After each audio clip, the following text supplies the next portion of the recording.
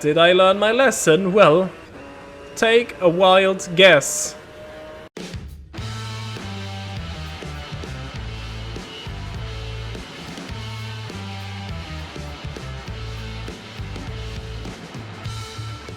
Welcome back to the 1997 FIA GT Championship in Automobilista 2, where we are about to conclude the first half of the season as we're racing at the A1 ring at Spielberg, how it was called back in the day.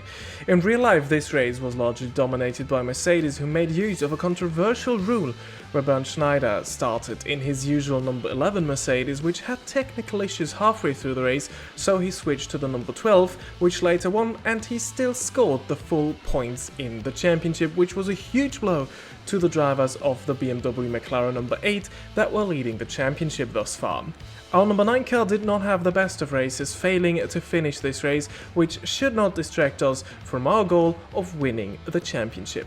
It might sound like we are dominating so far with 3 wins in 4 races, but we are still just 10 points clear of Boutsen's number 6 Porsche, so again, the target will be to beat them in the race. We're going into this race from P7, just like the number 9 McLaren did in real life, and that is pretty good news, because Boutsen is starting behind us, so this time we won't have to play catch-up right from the start. Now, as you see the rest of the grid, it is time to go racing at Spielberg.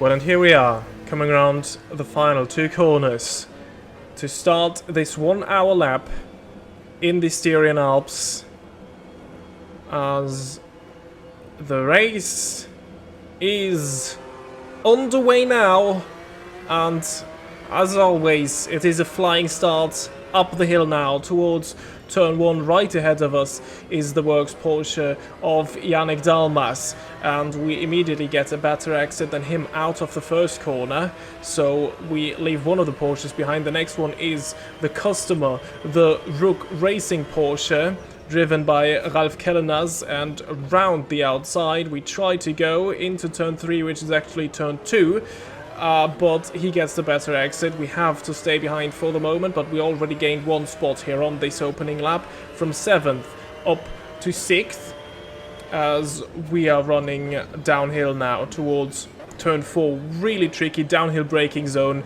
easy to run wide there, but also a corner where you may see one or the other overtake later. This race in general, this track, absolutely fantastic for racing. Not the most interesting one to drive on your own, but yeah, the racing more than makes up for this, as well the whole circuit is pretty much one big overtaking zone, so you do not just have one choice to make a move, but actually there is plenty of opportunities to make a move on a car ahead.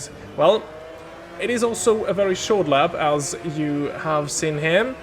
Already starting lap 2 now, and we're still in 6th, and we're already seeing that the Panos of David Brabham is a bit of a roadblock up ahead there, as the Rook Porsche compromises their exit, as they were almost 4 wide going into turn 1, so we move past the customer Porsche as well as our teammate, who both took too much out of the curb into turn 1. We leave the space for Steve Soper on the inside, so he gets back ahead of us. But we were able to, run a wider line out of turn 3, which means therefore we get the better exit out of this one. And now he is on our inside as we lock the front right a little bit, just stay on the track. But we are ahead of our teammate now, fully ahead. And the next car is the Panos of David Brabham, really strong in qualifying once again. Really strong in the race, in the rain, these cars as well. We've seen that both in Silverstone and at Spa-Francorchamps. Not so much on a dry track, as immediately we see an opportunity. Unusual spot even. Final 2 corners now. Ooh, we push him off the road a bit there. He's still there. He even slightly edges ahead into the final corner. Out of the final corner, though, we get the better run. We just have the quicker car in a straight line. This is where the Panos struggles, and up into the podium positions we already are. Bernd Schneider leading this race ahead of Bernd Mailänder. So at the moment it is a Mercedes CLK 1.2, but the BMW McLaren F1 is just behind. And again, it will be Mercedes versus BMW here. And just a couple of minutes later, we were close enough to actually have a chance to pull something of a move against Bernd Schneider. Now, what is important to state at the moment maybe is that I am in a bit of a fuel saving mode, because it will be very close to make it with just one stop. I think it will be feasible, but we have to save some fuel. But as you can see, it seems like the Mercedes are also in some sort of fuel save mode. So again, it is a battle on equal terms as we get the inside line into turn 3. First time asking, we move past Bernd Mailänder, but an overtake might be easy to pull off here, but staying ahead, therefore, is also an issue, as I'm driving in the middle of the road there to let him choose where he goes. He stayed on the outside, didn't manage to pull off a move. And for the moment, it looks like we can stay ahead.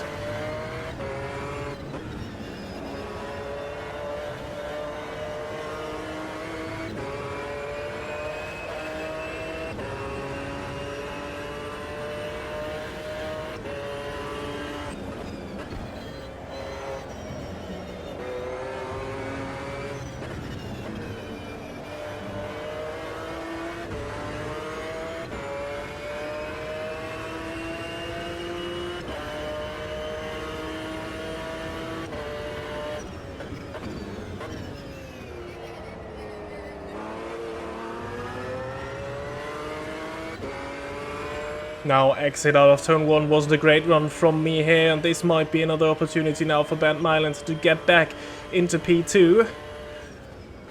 I thought he was going for a move there. Went back onto the outside because I thought he backed out of it. Well, he didn't. We even made contact at turn 3, and Bernd Mailänder barges his way through, and the number 12 Mercedes is up to P2 again. But this battle is far from over, as we seem to get a bit of a run on him here. But he's earlier on the power. Now this is pretty much the only part where you can't really try anything. Unless your opponent makes a mistake, which almost looked like Mailänder did, because he was running a bit wide there. Weird line he was taking. We pull alongside, but we tried this against David Brabham earlier this race. Didn't work even against the Panos, so it surely won't work against the much more powerful Mercedes. So we are still biding our time, Mailänder slightly defending the inside there into turn 1. This is not really where I would even try a move, but I get the better exit because he compromised his line. And then it should be an easy move sailing past the Mercedes. We have the inside line for the next corner. Mailänder stays on the outside, but there is just no way he will stay ahead this time around. So, up to P2 now.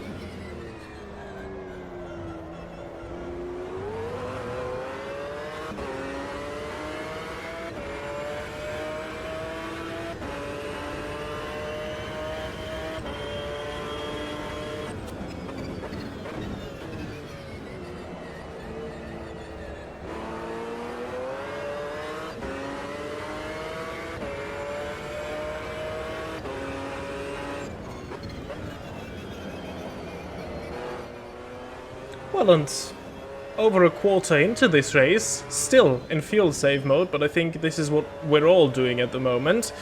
We have caught up to the other Bernds, which is Schneider in this case. And again, strangely, out of this corner we get a great run. Seems to be a bit of a weakness of the AI. But again, yeah, there's just no use trying to barge your way through there. We want to do this cleanly, and we are leading the championship, so there is no need to do anything silly right now. Boutsen not having the best of races so far. Let's see how this will look later, because the Porsches are very fuel efficient, so maybe he can get his foot back in the door that way. At the moment, it is me versus Schneider for the race lead. We take the outside line.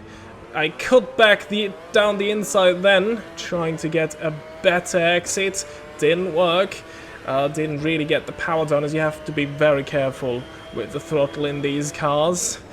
That would be a very ambitious move, trying to dive bomb alongside into there. But it is a poor exit from Schneider. We are on the outside. Is it worth a shot trying to stay on the outside? Yes, it is. We can get a bit earlier on the throttle. We're still alongside. And this is now a fantastic battle, because usually you would not see cars racing here. Still side by side towards the final two corners we go. We're slightly ahead. We have the inside line, but he will have better momentum through those corners. And exactly that is showing. Oh, he leaves the track there. But back in the day, no such things as track limits and track limit investigations. You were just racing where you could race, and Bernd Schneider is just doing that. So it's all fair, it's all game on. I cut a bit of the inside curb there, which wasn't the greatest idea, because that actually made us a bit slow on the exit there. Towards turn 3 again. But there is a bigger gap, and that has allowed someone else to get another opportunity. The second Bernd is back. Bernd Mailänder is now alongside, and he would have the inside line for turn 4. Who is later on the brakes? Bernd Mailänder stays behind for the time being. And again, now there is like a 1.5 second gap to Bernd Schneider. So here we were side by side just a lap before. Now I was rather busy watching the mirrors, trying to keep Mailänder behind. But again, out of these two corners we get a fantastic run. Well, we weren't able to do anything that next lap, so we are skipping ahead in time about a minute, because then we were really close again on this part of the track. Did I learn my lesson? Well, take a wild guess. Yes, I did. Oh. You sure didn't expect that, did you? Out of the final corner, trying to maximize the exit speed. You were briefly able to see it in the mirror there, that Mailänder is still there, hoping to pick up the pieces should anything go wrong between me and Schneider. He caught a bit of the sausage curb there on the exit. Is it enough for us to get a good run into turn 3? He was hugging the inside there, goes back towards the outside. We have a little look, but of course this is never going to work. Again, we try the up and under. This time it worked a bit better because we have our wheel alongside. And this time we get the better drive. We are on the inside and we leave him hanging on the outside there. And for the very first time after almost half an hour, we lead the race here at Spielberg. But again, staying ahead is much more difficult here than it is on many other tracks. And you will see that right now, because the two of them are still there. Schneider will have the chance to get back into the race lead. Down towards turn 4. He was briefly alongside. He's not anymore. You can see it there in the very, very tiny mirror.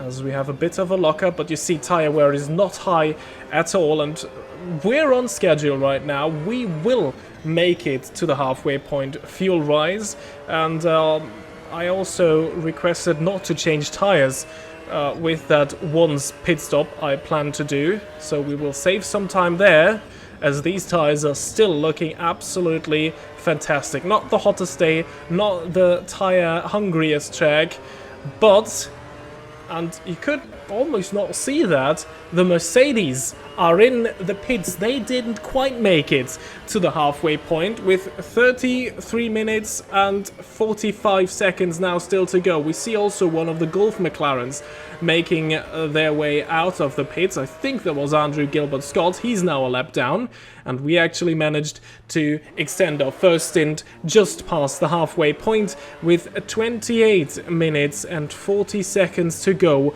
We leave the pit lane, crucially still in the race lead, and the Mercedes, if they want to make it on that one stop, they will have to do an awful lot of fuel saving in that second stint. So things are looking really, really good, but never get too complacent, even if you are in a comfortable lead, which I have right now, because things can go wrong very, very quickly, as you're about to see as I head towards turn 1. Silence. Shock in my face. What's gone on? The game, actually, the window minimized. It is still open, but it just minimized. I saw my desktop, and I was not able to make that turn then. Luckily, there is a lot of runoff, and I was not in the middle of a corner, so I made it back out on the track, but I lost around 10 seconds of my comfortable lead there, which makes that lead less comfortable now. And 10 minutes later, I should realize that, because also I locked my front tires during that situation with that game issue or whatever issue. You could see it there in the mirrors briefly. There is something, and that something would show itself right now. The Mercs are back, the Bernds are back.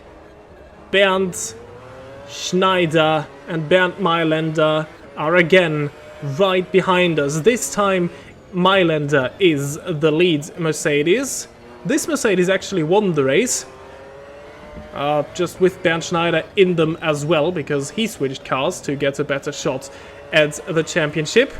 It was a very weird rule I explained in the intro. You wouldn't see that nowadays at Le Mans or the World Endurance Championship, for a driver to change cars mid-race.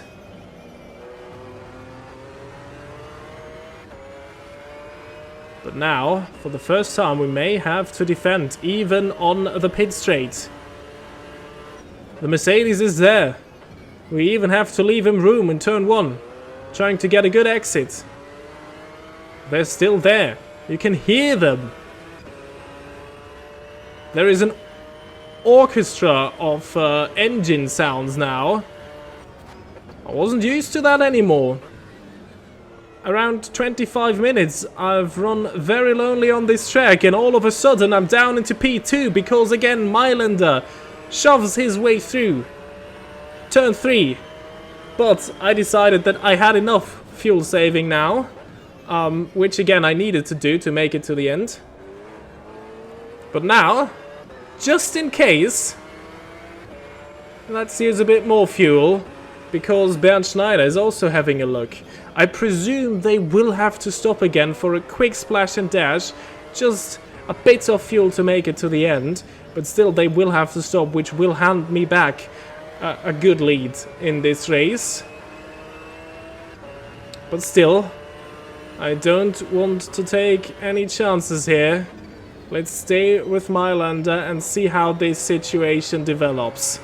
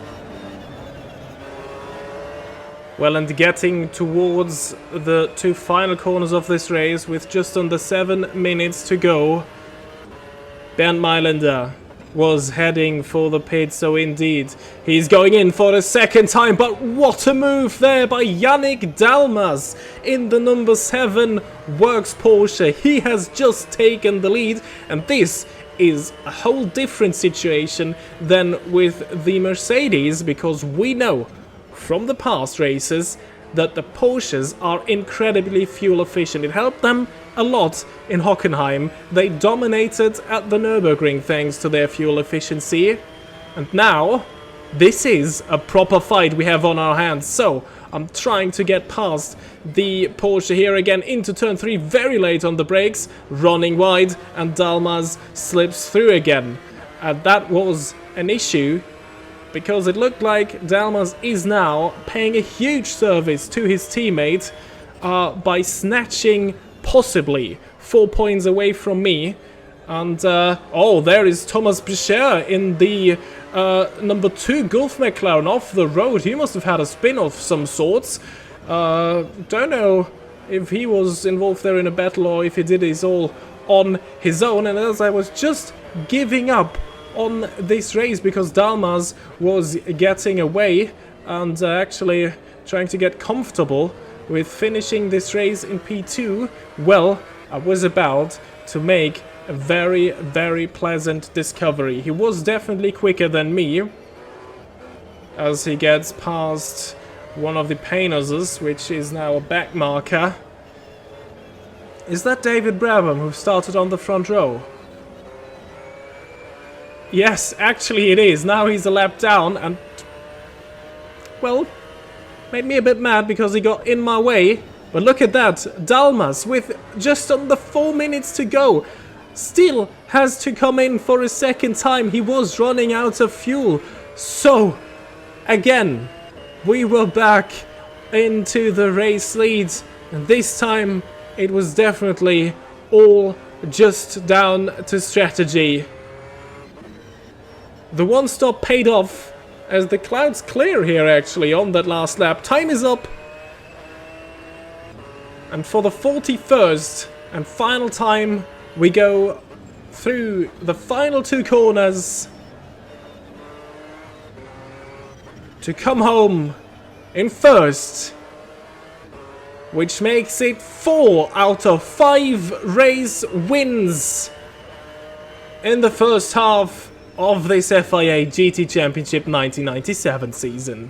Well, and here are all of the point scorers of this race. We win, we saw that, but there is a huge surprise in second place, which is Pierluigi Martini, the only other driver in the BMS Scuderia Italia Porsche to make it with just one stop. Thierry Boutsen, out of nowhere, finishes third. Also, good strategy, I suppose, but he was on a 2-stop, as was Yannick Dalmas, Bernd Mailänder and Bernd Schneider, who complete the top 6. And how does this translate into the championship standings? Well, of course, we retain the lead, 16 points now ahead of Thierry Boutsen, and that feels now much more comfortable. Steve Soper didn't score a point today, so I think everybody from P3 downwards after the first half of the season may already be pretty much out of the championship fight. So it will probably all go down